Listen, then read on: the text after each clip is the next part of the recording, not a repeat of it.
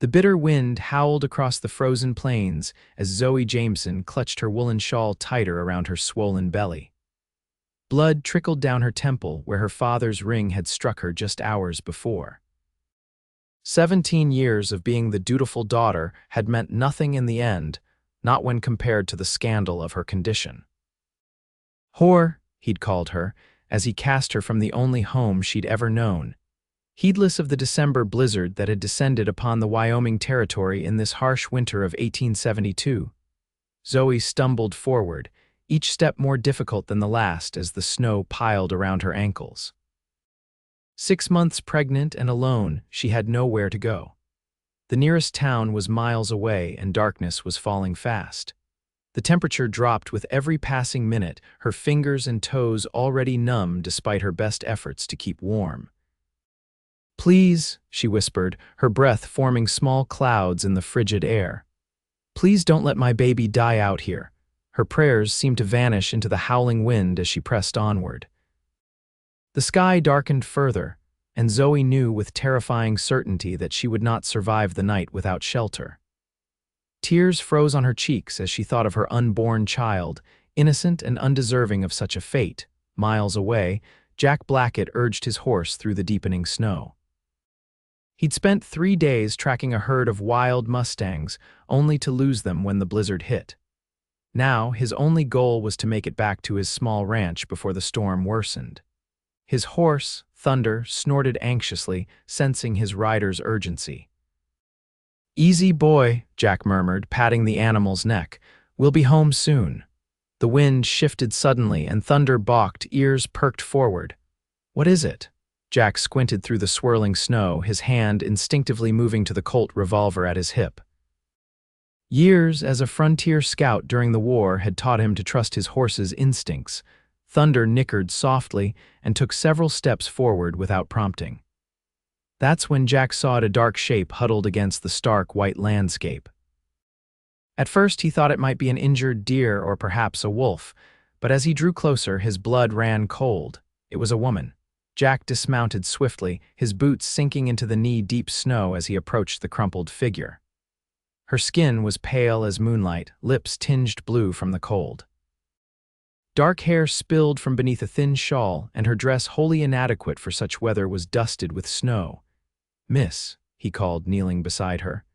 "Miss, can you hear me?" Her eyelids fluttered, revealing eyes the color of summer violets.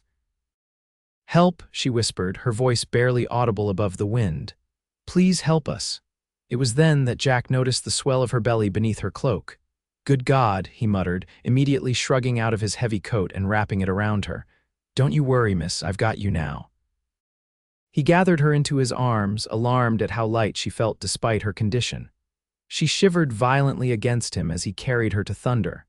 "My ranch is just over that ridge," he told her, though he wasn't sure she was conscious enough to hear him. "Hold on for me, all right, just hold on." Mounting Thunder while cradling the woman was no easy feat, but Jack managed it with the skill of a man who'd spent most of his life in the saddle. He positioned her across his lap, one arm securely around her waist as he urged the horse forward. "Faster, Thunder," he urged. "We need to get her warm." The horse seemed to understand the urgency, pushing through the snow with renewed determination. Jack kept his eyes fixed on the distant shape of his cabin, willing it closer. The woman in his arms had fallen silent, and he could feel her breath coming in shallow gasps against his neck. "Stay with me," he whispered fiercely. "Don't you dare give up, not now." After what seemed an eternity, the silhouette of Jack's cabin emerged from the snowy haze. It wasn't much, a modest log structure with a small stable attached, but right now it represented salvation. He dismounted carefully, still cradling the woman, and kicked the cabin door open with his boot. Inside, the remnants of that morning's fire still glowed faintly in the hearth. Jack laid the woman gently on his bed before rushing to stoke the fire back to life. As warmth slowly returned to the cabin, Jack removed his gloves and turned his attention back to his unexpected guest. In the light of the fire, he could see her more clearly. She was young, perhaps 20 or 21, with delicate features and dark lashes that fanned against her pale cheeks. A nasty cut marred her temple, dried blood caked around the wound. Jack dampened a cloth with water from his canteen and gently cleaned the injury. The woman stirred at his touch, her eyes opening in alarm. Where she began, trying to sit up. "Easy now," Jack said softly. "You're safe. My name's Jack Blackett. I found you out in the storm." She blinked, confusion evident in her expression. Then, with sudden urgency, her hands flew to her stomach. "My baby seems fine, far as I can tell," Jack assured her, "but you nearly froze to death out there. What's your name, miss?" "Zoe," she whispered. "Zoe Jameson." "Well, Miss Jameson, I reckon you've got some explaining to do." But first, he moved to his small stove where a pot of leftover stew sat. "Let's get some food in you." Zoe watched him warily, her body still trembling despite the growing warmth in the cabin. "Why are you helping me?" Jack glanced over his shoulder, surprised by the question. "What kind of man would I be if I left a woman, a pregnant woman, no less to die in a blizzard?" "The kind of man my father is," she replied bitterly, her hand unconsciously moving to the cut on her temple. Jack's jaw tightened, but he said nothing as he spooned the reheated stew into a bowl and brought it to her. "Can you manage?" Zoe nodded, accepting the bowl with shaking hands. "Thank you, Mr. Blackett." "Jack," he corrected. "Just Jack." As she ate, Jack busied himself with hanging his snow-dampened coat by the fire and seeing to thunder. When he returned from the stable, Zoe had finished her meal and was sitting up straighter, some color returning to her cheeks. "I don't mean to impose," she said quietly. "Once the storm passes, you're not imposing," Jack interrupted, "and you're not going anywhere until you're well enough to travel, which, by the looks of things, won't be for a while." Zoe's eyes filled with tears. "You don't understand, I have nowhere to go." Jack pulled a chair up beside the bed and sat, his expression serious. "Why don't you tell me what happened? Who did that to you?" He nodded toward the cut on her temple. Zoe hesitated, her fingers twisting nervously in the blanket. "My father," she finally admitted, "when he discovered I was with child." She couldn't meet Jack's eyes. "There was no wedding, you see. The father was a traveling salesman passing through Cheyenne. He had a way with words and promises. By the time I realized I was carrying his child, he was long gone." Jack's expression darkened. "And your father cast you out, in winter?" Zoe nodded, a single tear sliding down her cheek. "He said I'd brought shame on the family name, that he wouldn't have her voice broke, a whore under his roof." "That's no father," Jack said quietly, barely containing his anger. "A man protects his own, no matter what." "It doesn't matter now," Zoe said, wiping away the tear. "I've accepted my fate." Jack stood abruptly. "Your fate isn't to freeze to death in a snowstorm, Miss Jameson, nor is it to be cast aside like you're nothing." He moved to a trunk at the foot of the bed and pulled out a clean shirt and pair of trousers. "These will be too big, but they're dry. Change into them while I tend to my horse. There's water in the basin if you want to wash up." Before Zoe could respond, Jack strode out of the cabin, closing the door firmly behind him. In the small stable, he leaned against Thunder's stall, trying to calm his rage. What kind of monster threw his pregnant daughter out into a blizzard? The world was hard enough without such cruelty. Thunder nudged him gently, as if sensing his distress. "I know, boy," Jack murmured, stroking the horse's muzzle. "What are we going to do with her? Can't send her back to that excuse for a father." When Jack returned to the cabin, Zoe had changed into his clothes. The sight of her swimming in his shirt, her small hands lost in the cuffs, stirred something protective in him. "Better?" he asked, hanging his hat on a peg by the door. Zoe nodded, embarrassed. "Much, thank you." Jack noticed she'd moved from the bed to the small table, clearly uncomfortable with taking his sleeping quarters. "You should rest," he said. "The bed's yours for as long as you need it." "I couldn't possibly." "You can and you will," Jack insisted. "I've slept on worse than a floor in my time." Zoe studied him, her violet eyes curious. "You're very kind, Mr. Blackett, Jack. Most men wouldn't bother with a woman in my situation."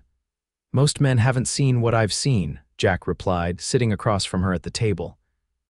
4 years scouting for the Union Army teaches you a thing or two about human suffering.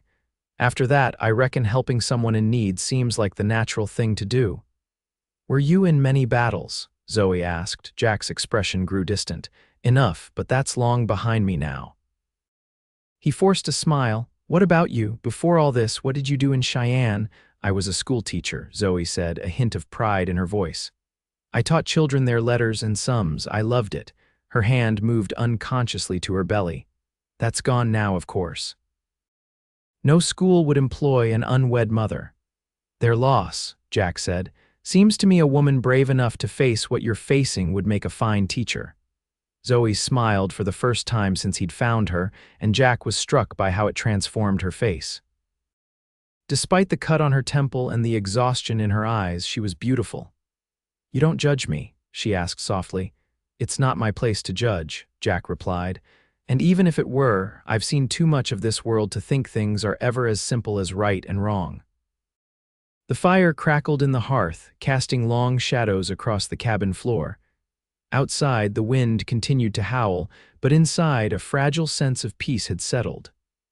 The storm's likely to last through tomorrow, Jack said, breaking the comfortable silence that had fallen between them. Once it passes, we'll figure out what comes next, Zoe nodded, though fear flickered in her eyes at the thought of the future. I don't know how to repay your kindness. There's nothing to repay, Jack assured her. Now get some rest, you and your little one need it. As Zoe settled back into the bed, Jack spread his bedroll before the fire and stretched out, listening to the rhythm of her breathing.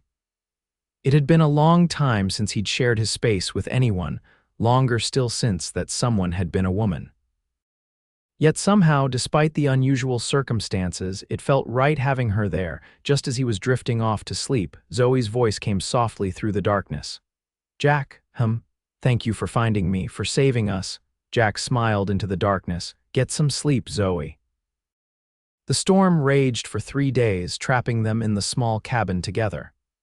During that time, Jack learned that Zoe was 22, the daughter of a prominent businessman in Cheyenne. She'd been teaching for nearly 4 years, having started when she was just 18. She loved poetry, particularly Whitman, and had a talent for sketching, though she claimed she rarely had time for it anymore. In turn, Zoe discovered that Jack was 31, had been born in Kentucky, and had come west after the war ended. He'd tried his hand at various trades: prospecting, cattle driving, even a brief stint as a deputy in a small town in Colorado before settling on horse breaking. He had a way with wild mustangs that bordered on magical, she thought, watching from the window as he worked with a young stallion in the paddock behind the cabin, once the storm had cleared. On the morning of the 4th day, with the sun gleaming brilliantly off the snow-covered landscape, Jack broached the subject they'd both been avoiding. I've been thinking, he said, pouring coffee into a chipped mug and sliding it across the table to Zoe. The nearest town is Taylorsville, about a day's ride from here. There's a doctor there who could check on you and the baby. Zoe wrapped her hands around the mug, savoring its warmth. And then what? Where would I go? Jack hesitated. There's a widow there, Mrs. Bennett. She takes in laundry, might be willing to let you stay in exchange for help. A charity case, Zoe said quietly. A temporary solution, Jack countered. Just until you figure things out. Zoe looked down at her swollen belly. No one wants to figure things out with a woman like me, Jack. I'm damaged goods. Jack's hand shot out, covering hers on the table. Don't ever say that again, he said fiercely. You're not damaged, you're just in a difficult situation. Zoe stared at his hand over hers, calloused and strong. What choice do I have? Jack withdrew his hand, suddenly uncomfortable with the intimacy of the gesture. There's another option, he said, his voice carefully neutral. You could stay here. Zoe's head snapped up. Here with you, it's not much, Jack admitted, gesturing around the modest cabin. But it's warm and safe. I've got a small herd of horses I'm training to sell come spring. There's enough room for you and the baby. Why would you do that? Zoe asked, searching his face. You barely know me. Jack stood and moved to the window, looking out at the snow-covered expanse beyond. I know what it's like to have nowhere to go, he said quietly. After the war, well, let's just say I wasn't welcome many places wearing Union blue in Kentucky. He turned back to face her. I'm not offering out of pity, Zoe. You're strong and capable. I could use help around here and you need a place to stay. It seems a fair arrangement to me. People would talk, Zoe said, though there was a glimmer of hope in her eyes.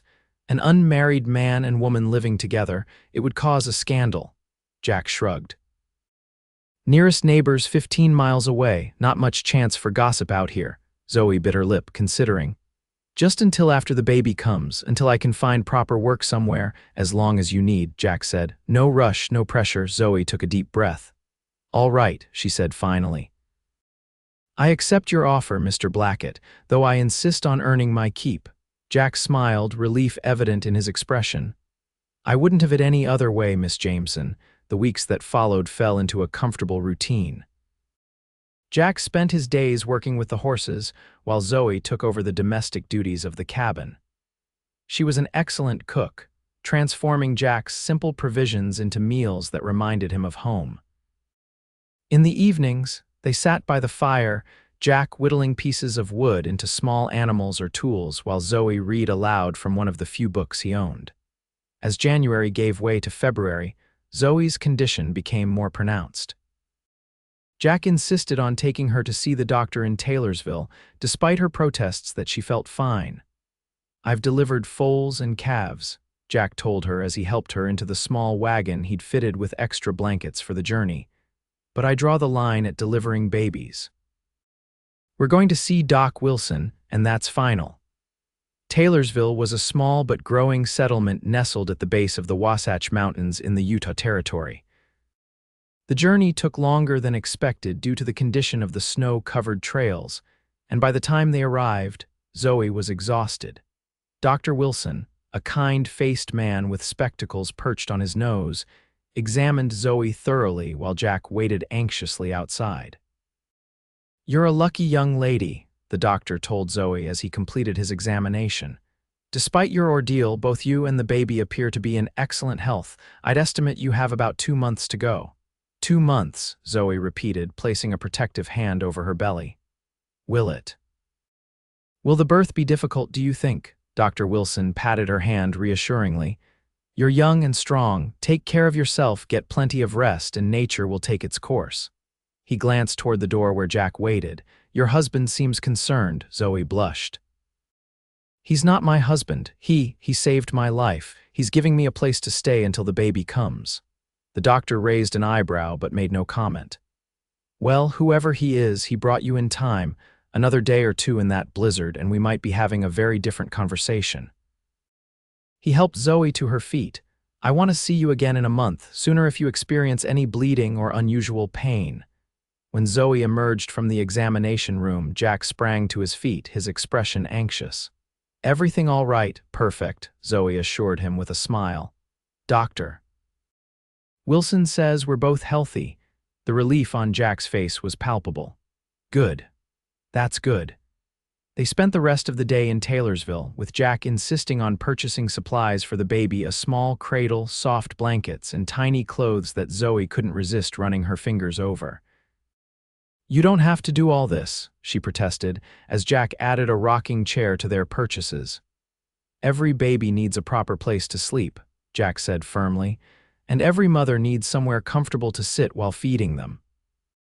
Zoe watched as he loaded their purchases into the wagon, struck by his thoughtfulness. You've been very good to me, Jack, he shrugged, uncomfortable with the praise. Just doing what's right. On the journey back to the cabin, Zoe found herself studying Jack's profile as he drove the wagon. He was handsome in a rugged way, with deep-set eyes and a strong jaw often covered in stubble. His hands were calloused from years of hard work, yet she'd seen those same hands gently tend to an injured foal or carefully clean the cut on her temple that first night. What? Jack asked, catching her stare. Zoe shook her head, embarrassed. Nothing, I was just thinking. Dangerous pastime, Jack teased. Care to share? I was wondering why you never married, Zoe admitted. You're kind and hardworking. Surely some woman would have been happy to have you as a husband. Jack's expression grew distant. There was someone once, before the war. Elizabeth was her name. He cleared his throat. She married my cousin while I was away fighting, said she couldn't wait forever, not knowing if I'd come back. I'm sorry, Zoe said softly. Don't be, Jack replied. It was a long time ago, and maybe it was for the best. Life out here isn't easy for a woman. Yet here I am, Zoe pointed out. Jack glanced at her, a half-smile playing at his lips. Yes, here you are. By the time they returned to the cabin, night had fallen. Jack insisted on setting up the cradle and rocking chair immediately, positioning the latter near the hearth where it would be warmest. "There," he said, stepping back to admire his handiwork. "What do you think?" Zoe ran her hand over the smooth wood of the cradle. "It's perfect." She looked up at him, her eyes shining with unshed tears. "I don't know what I did to deserve your kindness, Jack, but I'm grateful for it every day." Jack shifted uncomfortably, unused to such emotional displays. "It's getting late, we should turn in." That night, as Zoe lay in bed listening to Jack's even breathing from his bedroll by the fire, she felt her baby kick vigorously. Placing a hand on her belly, she whispered, "Your father may have abandoned us, little one, but we've found someone better, someone who cares about us both." As February gave way to March, the snow began to melt, revealing patches of brown grass beneath. Jack's workload increased as he prepared more horses for sale, and Zoe found ways to make herself useful despite her advancing pregnancy. She insisted on helping with the cooking and cleaning, and even took over the mending of Jack's clothes, which had been neglected for far too long one afternoon. As Jack worked with a particularly stubborn mare in the corral, Zoe brought him a cup of coffee. She stood at the fence, watching him work, impressed by his patience with the nervous animal. "She's beautiful," Zoe commented as the dappled gray mare finally allowed Jack to approach without bolting. "She's a challenge," Jack corrected, accepting the coffee gratefully, "but she'll come around." "Just needs time to learn to trust," Zoe smiled, recognizing the parallel. Like people, Jack took a sip of coffee, studying her over the rim of the cup. "How are you feeling today, Big?" Zoe admitted, placing a hand on her belly. "Dr. Wilson says it could be any day now." Jack nodded, a flicker of concern crossing his features. "I've been thinking about that. When the time comes, I want to take you to Taylorsville to stay with Mrs. Bennett. She's delivered babies before." "No," Zoe said firmly. "I want to have my baby here." "Zoe, it's not safe. This is our home now," Zoe insisted. "Mine and the baby's. I don't want to give birth among strangers." Jack stared at her, struck by her words, "our home." When had his solitary cabin become their shared dwelling? And more importantly, when had he begun to hope it would stay that way? "Mrs. Bennett could come here," he suggested as a compromise. "Stay until the baby arrives." Zoe considered this, then nodded. "I'd feel better about that." Jack released a breath he hadn't realized he was holding. "Good. I'll ride into town tomorrow and speak with her." That evening, as they sat by the fire, Jack watching Zoe darn a sock with nimble fingers, he found himself contemplating a future he'd never imagined. One with Zoe and her child as permanent fixtures in his life. "What will you name the baby?" he asked suddenly. Zoe looked up, surprised by the question. "I haven't decided. If it's a boy, perhaps Thomas, after my grandfather. If it's a girl," she hesitated. "I've always liked the name Grace." "Thomas and Grace," Jack repeated. "Good, strong names." Zoe set aside her mending, her expression serious. "Jack, there's something I need to ask you." "Anything," he replied without hesitation, "when the baby comes and when I'm recovered enough. If I wanted to stay here with you, would that be all right? Not just temporarily, but permanently." Jack felt his heart skip a beat. "You want to stay, even after everything's settled?" Zoe nodded, a blush coloring her cheeks. "I've never felt as safe or as valued as I do here with you, but I understand if you want your space back." "No," Jack interrupted, perhaps too quickly. "I mean, yes, I want you to stay, both of you." Zoe's eyes widened. "You do?" Jack set his whittling aside and leaned forward, his gaze intense. "Zoe, these past months with you have been, I've never." He ran a hand through his hair, frustrated by his inability to express himself. "What I'm trying to say is, I care for you, more than I thought possible." "Oh," Zoe breathed, her hand moving unconsciously to her belly. Jack immediately backtracked, misinterpreting her reaction. "I'm sorry, I shouldn't have said anything." "Of course you're not looking for Jack," Zoe interrupted gently. "I care for you too, very much." The silence that followed was charged with unspoken possibilities. Finally, Jack stood and crossed to Zoe's chair, kneeling before her. "I don't have much to offer," he said quietly. "Just this cabin and my promise to care for you and the child as if you were my own." Zoe's eyes filled with tears. "That's more than enough." Jack took her hand in his. When the baby comes and when you're ready, would you consider becoming my wife, Zoe Jameson?" Zoe's free hand cupped his cheek. "Yes, Jack Blackett, I would be honored to be your wife." The tenderness of the moment was interrupted by a sudden sharp intake of breath from Zoe, her face contorted in pain as she clutched her belly. "Zoe," Jack said anxiously, "what is it?" "The baby," Zoe gasped. "I think it's coming." Jack's face paled. "Now, but Mrs. Bennet, now," Zoe confirmed, gritting her teeth as another contraction seized her. Jack sprang into action, helping Zoe to the bed before gathering clean linens and heating water on the stove. "I'll ride for Mrs. Bennet," he said, reaching for his coat. Zoe grabbed his wrist. "No time," she panted. "The pains are too close together. This baby isn't waiting." The panic in Jack's eyes would have been comical under different circumstances. "Zoe, I don't know how to deliver a baby." "Neither do I," she admitted with a strained laugh that quickly turned into a groan. "But we're about to learn." The next 12 hours were the longest of Jack's life. He helped Zoe through each contraction, wiping her brow with a cool cloth and holding her hand when the pain became unbearable. He murmured encouragements, promises, prayers, anything to help her through the ordeal. Just as dawn broke over the eastern horizon, Zoe gave one final, powerful push, and a new sound filled the cabin, the indignant wail of a newborn. "It's a boy," Jack announced, his voice thick with emotion as he carefully cleaned the tiny, red-faced infant. "A perfect little boy." Zoe reached out with trembling arms. "Let me see him." Jack placed the swaddled baby against Zoe's chest, watching in awe as she gazed down at her son with an expression of pure love. "He's beautiful," she whispered, tracing a finger along the baby's cheek. "Just like his mother," Jack said softly, sitting beside them on the bed. Zoe looked up at him, her eyes filled with a mix of exhaustion and joy. "Would you like to hold your son, Jack?" Jack's breath caught in his throat. "My son, if you'll have him," Zoe said, "if you'll have us both." With infinite care, Jack took the baby into his arms.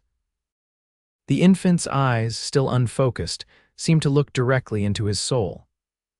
In that moment, Jack knew with absolute certainty that he would die to protect this child who shared not a drop of his blood but was already completely his in heart. "Thomas Jack Blackett," he said, testing the name. "Has a nice ring to it, don't you think?" Zoe smiled, tears of happiness streaming down her face. "Perfect." 3 days after Thomas's birth, Jack rode into Taylorsville to inform Dr. Wilson of the new arrival and to make arrangements for their wedding. The doctor insisted on returning with him to check on both mother and child, and Jack was only too happy to have the reassurance that both were healthy. "You did an admirable job, Mr. Blackett, Doctor," Wilson said as they rode back to the cabin. Not many men would have kept their heads in such a situation. Jack shrugged modestly. "I had no choice, they needed me." The doctor glanced sideways at him. "And now you're planning to marry Miss Jameson and raise her child as your own." "Is there a problem with that?" Jack asked, a defensive edge to his voice. Dr. Wilson shook his head. "Not at all. In fact, I think it speaks volumes about your character, but I must ask, are you certain this is what you want? Taking on another man's child is no small responsibility." Jack's expression hardened. "Thomas is my son in every way that matters, and Zoe," his features softened. "Zoe is the best thing that's ever happened to me." The doctor nodded approvingly. "Then I wish you all the happiness in the world, Mr. Blackett." Upon their return, Dr. Wilson examined both Zoe and Thomas, pronouncing them both in excellent health. "You're a fortunate young woman," he told Zoe as he packed up his medical bag. "Not just to have survived your ordeal, but to have found a man like Mr. Blackett." Zoe glanced at Jack, who was carefully rocking Thomas by the fire. "I know," she said softly. "Believe me, I know."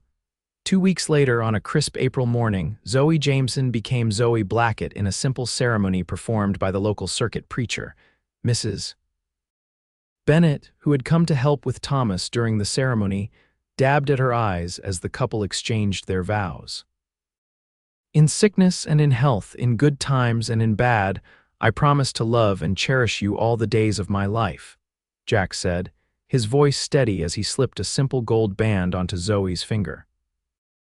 Zoe, radiant in a blue dress that Jack had insisted on buying for the occasion, repeated the vows with equal conviction. As the preacher pronounced them husband and wife, Jack pulled her into a tender kiss, mindful of the sleeping infant in Mrs. Bennet's arms, that night after Mrs. Bennett had returned to town and Thomas was sleeping peacefully in his cradle. Jack and Zoe consummated their marriage with a gentleness born of deep affection and newfound intimacy. "I never thought I'd find happiness again," Zoe whispered as they lay entwined, her head resting on Jack's chest. "Not after everything that happened." Jack stroked her hair, marveling at the silky texture between his fingers. "I think perhaps we found each other because we both needed saving." Zoe propped herself up on an elbow, studying his face in the dim light. "My hero," she said with a soft smile, leaning down to kiss him. As spring gave way to summer, Jack's horse training business flourished. Word had spread about his skill with difficult animals, and ranchers from as far as Montana Territory began sending horses his way. With the additional income, Jack was able to build an extension onto the cabin, a proper bedroom for them, and a small nursery for Thomas. Zoe thrived in her role as wife and mother. She planted a vegetable garden behind the cabin and even began keeping chickens for fresh eggs. On warm afternoons, she would take Thomas outside, pointing out butterflies and wildflowers as he gurgled happily in her arms. Jack often found himself pausing in his work just to watch them, his heart swelling with a contentment he'd never known was possible. Thomas was growing rapidly, his features beginning to take shape. He had Zoe's violet eyes and dark hair, but there was something in the set of his jaw that reminded Jack of himself, a connection that defied biology. One evening in late July, as they sat on the porch watching the sunset, Thomas sleeping peacefully in Jack's arms, Zoe broached a subject that had been on her mind. "Jack, there's something I've been wanting to discuss with you." Jack turned to her, noting the seriousness in her tone. "What is it, love?" "I've been thinking about my father," Zoe said, her voice steady despite the difficult subject. "About how he cast me out that night, how he nearly cost me not only my life but Thomas's as well." Jack's jaw tightened. "What about him?" "I want to write to him," Zoe said. "Not to reconcile, I've no interest in that, but to let him know that, despite his cruelty, we survived, that we're happy and thriving." Jack studied her for a long moment. "Are you sure? You owe him nothing, Zoe." "I know," she agreed, "but I think I need to do this for myself." To close that chapter completely, Jack shifted Thomas to his other arm, reaching out to take Zoe's hand. "If that's what you want, I support you, but I want you to know that you never have to face him again if you don't wish to." Zoe squeezed his hand gratefully. "I know. My family is right here now, you and Thomas. That's all I need." The letter was written and sent the following day. Zoe didn't expect a response, nor did she particularly want one. It was enough to inform her father that she had found happiness with a good man who valued her, and that her son was healthy and loved. As summer faded into autumn, Jack and Zoe settled deeper into their life together. They hosted a small harvest celebration, inviting Dr. Wilson, Mrs. Bennett, and a few neighbors who lived within riding distance. It was the first time the cabin had been filled with so many people, and Zoe delighted in the role of hostess. "You've tamed him," Dr. Wilson commented to Zoe as they watched Jack bouncing a giggling Thomas on his knee. "When he first came to these parts, he barely spoke 2 words to anyone," Zoe smiled, following the doctor's gaze. "I wouldn't say tamed, just gave him a reason to open up a bit more." "Well, whatever you did, it suits him," the doctor said approvingly. "I've never seen Jack Blackett so content." As winter approached once more, Jack found himself reflecting on the year that had passed. It was hard to believe that just 12 months ago, he had been a solitary man with little more than his horses for company. Now, his cabin was a home, filled with the sounds of his wife's laughter and his son's babbling. On a crisp December morning, almost exactly a year after he'd found Zoe in the snow, Jack rose early to check on the horses. The ground was covered in a light dusting of snow, and his breath fogged in the cold air as he made his way to the stable. He was checking a mare's hoof when he heard the sound of approaching hooves. Straightening, he moved to the stable door, one hand instinctively moving to the pistol he still wore out of habit. A well-dressed man on an expensive-looking horse was approaching the cabin. Jack didn't recognize him, but something in the set of the man's shoulders put him immediately on edge. Stepping out of the stable, Jack moved to intercept the visitor before he reached the house where Zoe and Thomas were still sleeping. "Can I help you?" Jack called, his tone neutral but his stance wary. The man reined in his horse, studying Jack with a critical eye. "I'm looking for Zoe Jameson." Jack's expression hardened. "There's no one here by that name." The man's eyes narrowed. "Don't play games with me, sir. I know she's here. I received her letter." Understanding dawned, along with a surge of protective anger. "You're Henry Jameson." "I am," the man confirmed stiffly. "And I've come for my daughter."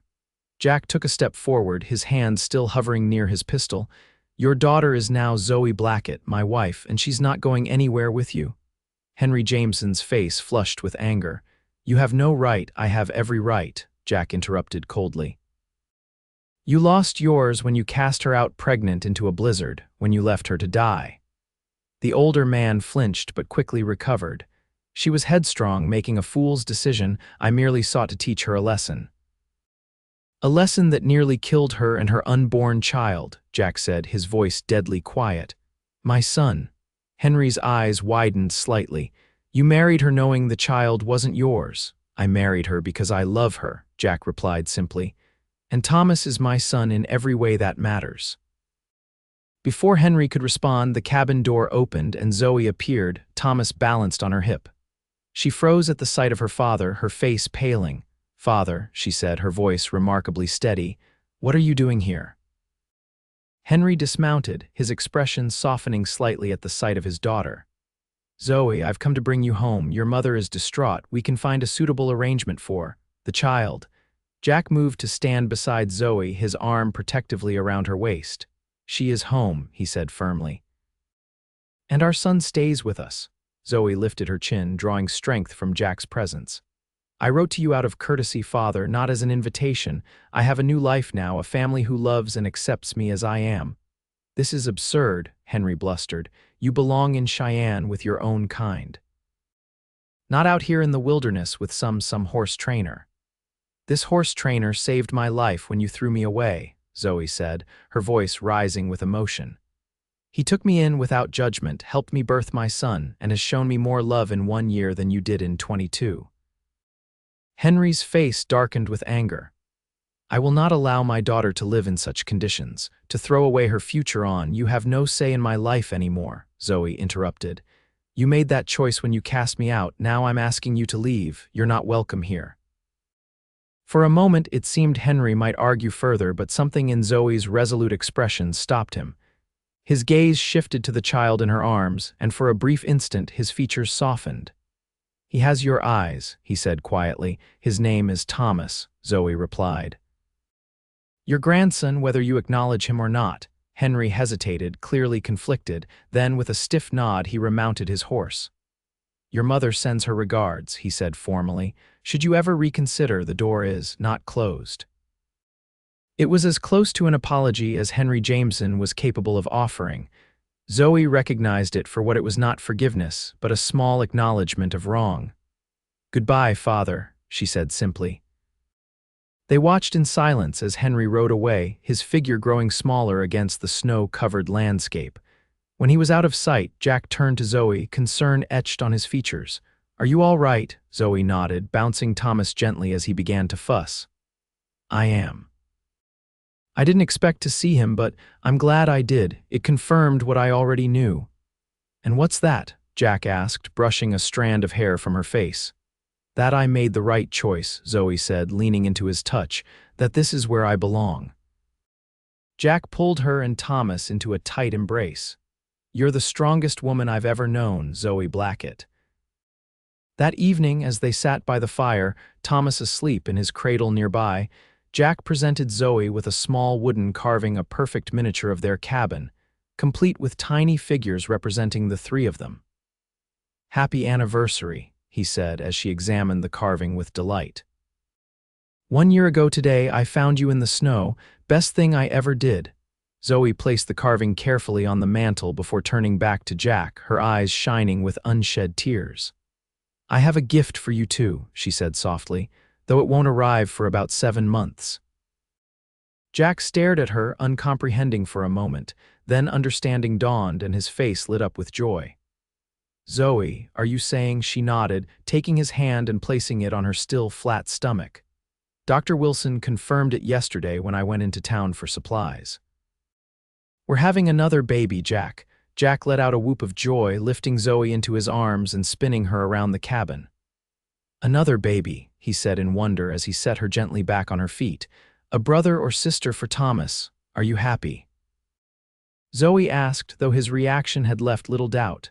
"Happier than I ever thought possible," Jack assured her, drawing her close. "You've given me everything, Zoe, a family, a purpose, a heart full to bursting." Zoe rested her head against his chest, listening to the steady beat of his heart. "And to think it all began with a blizzard and a cowboy with a kind heart. I'd brave 100 blizzards to find you again," Jack said, tilting her chin up to meet his gaze. "I love you, Zoe Blackett, and I love you, Jack Blackett," she replied, rising on tiptoes to press her lips to his. "Forever and always."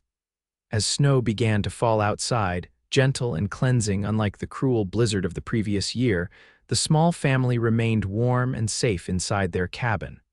A home built not just of logs and nails, but of second chances and unwavering love. In the years that followed, the Blackett family flourished. Their second child, a daughter named Grace Elizabeth, was born on a warm July evening with considerably less drama than her brother's arrival. 2 years later, they welcomed another son, Samuel James. Jack's horse training business grew into one of the most respected in the territory.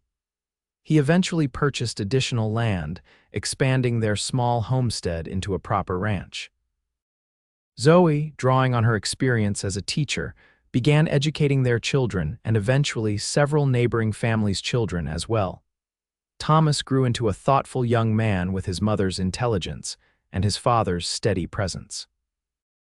Though he eventually learned the circumstances of his birth, it changed nothing in his relationship with Jack, who had been his father in every way that mattered from the very beginning. On cold winter nights, when the wind howled around their now expanded home, Jack and Zoe would often share a special smile, remembering the blizzard that had brought them together, a cruel twist of fate transformed into the greatest blessing of their lives. And sometimes, on the anniversary of that fateful night, they would stand together on the porch, watching snow fall gently on the land that had become their kingdom, marveling at how the worst moment of Zoe's life had ultimately led to their greatest happiness. "You ever regret it?" Jack asked once, as they watched their 3 children building a snow fort in the yard. "Staying here with me instead of returning to civilization," Zoe turned to him, the years having only enhanced her beauty in his eyes. "Not for a single moment," she said, rising on tiptoes to kiss the man who had saved not just her life, but her faith in humanity.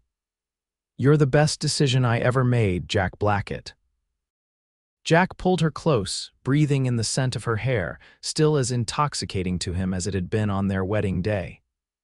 "And you, Zoe Blackett, are the miracle I never knew to pray for." Together they had built something precious from the ashes of abandonment and loneliness, a family bound not by obligation or blood, but by the strongest ties of all: choice, commitment, and enduring love. As they stood watching their children play in the snow that had once nearly claimed Zoe's life, they knew with absolute certainty that some storms, no matter how fierce, bring not destruction but the promise of new beginnings if only one is brave enough to weather them and emerge on the other side, hand in hand with someone who sees not the damage left behind, but the possibility of what might yet be built.